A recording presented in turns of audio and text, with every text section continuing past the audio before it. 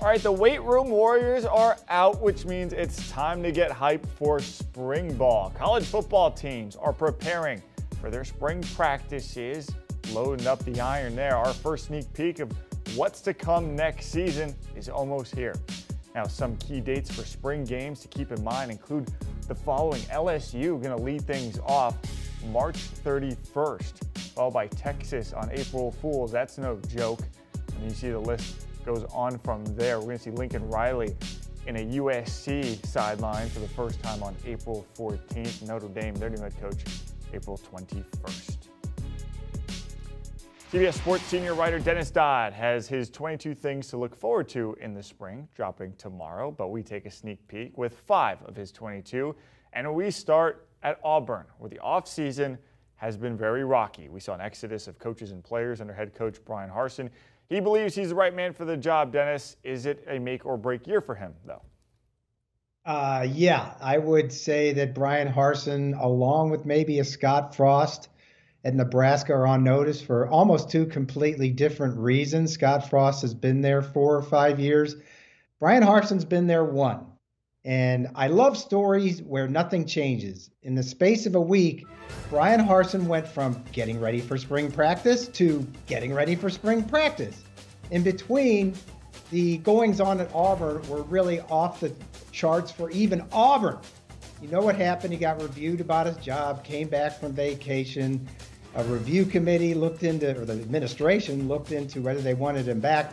And eventually they decided $18 million was too much to pay for a coach who went 7-6 after 1 year in a buyout. So yeah, he's on notice as having to win this, this year. How much does he have to win after going 7-6? Look how good things were after 8 games, 6-2. Auburn was ranked. They lose the last 5 in a row. If Tank Bigsby stays in bounds against Alabama, they win that game. And we're not having this conversation. So yeah, I would advise Bryan Harsin to win 9 or 10 and then hold on for his fingertips, because that buyout's going to go down. And the odds of Auburn winning 9 or 10 are very high against right now. So he's probably not going to do that. Right now, with all those players leaving, I think they had over 20 transfers. You're talking about Tank Bigsby is their best running back and a veteran offensive line coming back. Is that enough in the toughest division in college football? Sometimes the difference between being under the microscope and the hot seat isn't that far off, and it seems like that's where we're headed there in Auburn. All right, number 4, the good old transfer portal. This was maybe the biggest year-to-year shakeup we've seen across the sport since maybe the portal came into existence. Is that how you see it, and how this thing is going to go moving forward? Yeah, this was a year it was weaponized into free agency. Coaches are calling it that, and that's exactly what it is. You can populate your team at a position or a group of players and get good, you hope, right away. It's been going on in basketball for years. People talk about the transfer portal for years. Even when you had to sit out a year, coaches could get 5 new starters and compete right away. That's kind of the space here in the transfer portal in football, where it's mostly skilled players that draw most of the headlines. But if you want to talk about the winners going into the spring, you got to talk about Alabama, which is reloaded with the likes of Jermaine Burton, a receiver from national championship Georgia, Eli Ricks, one of the top corners in the country from LSU, and USC. Lincoln Riley's done a great job at USC, going right away and getting a quarterback, Caleb Williams, his old quarterback at Oklahoma, Mario Williams, an old receiver at Oklahoma, and has done great in the portal, perhaps better than anybody else. On that list also should be Ole Miss. So you can get good, you can get great, but he can also whiff in the portal. Yeah, this really was the year for the perfect storm between the portal and NIL finally catching some ground. Okay, number 3, since LSU's national title a couple years ago, they have just 11 wins to their name. So what intrigues you the most about the Brian Kelly hire? I think Brian, when you get past the accent and the dancing and everything else, how Brian Kelly assimilates at LSU. We know he can coach. He's a great coach. LSU inherits the winningest coach in Notre Dame history. Think about that. He's been to the playoff 2 of the last 4 years at Notre Dame, which has its own restrictions, academic and otherwise.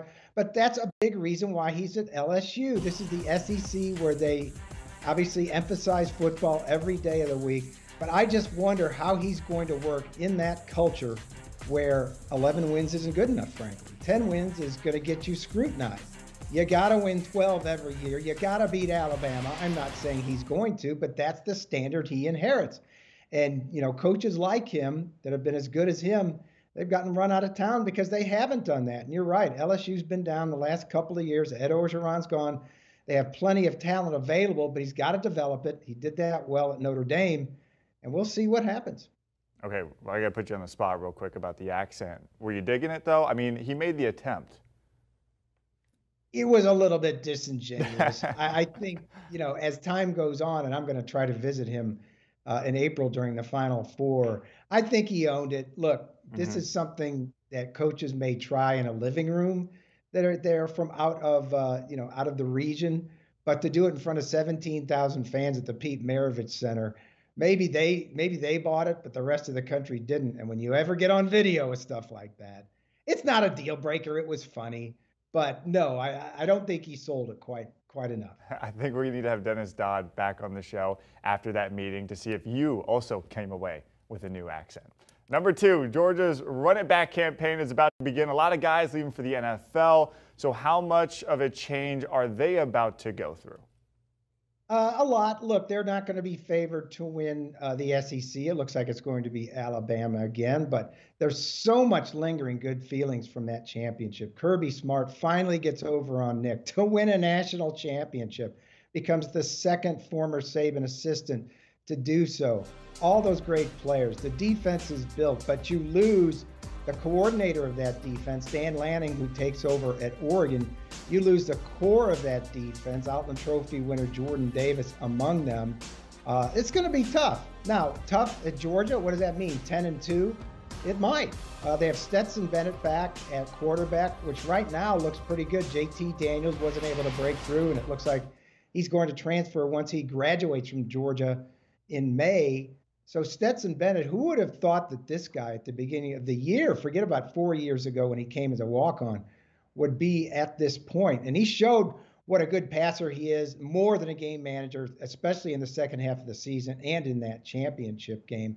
Georgia's not going to be down, but they're not going to win the SEC, and they're not going to get into the playoff this year.